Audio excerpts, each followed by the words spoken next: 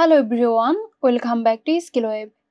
In this video, I'm going to show you how to cancel meeting in Google Calendar.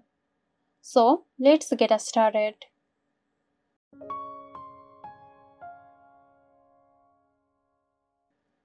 Open your web browser and go to Google Calendar. Scroll through your calendar to find the meeting you want to cancel. Click on the event to open its details. Inside the event details, click on More Actions option. After that, select Delete.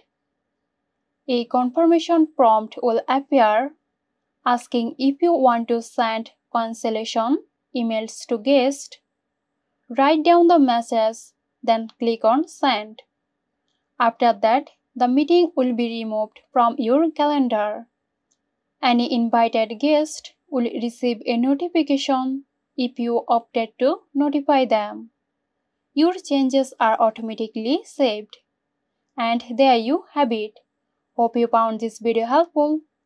Stay tuned for more helpful tutorials here at Skillweb.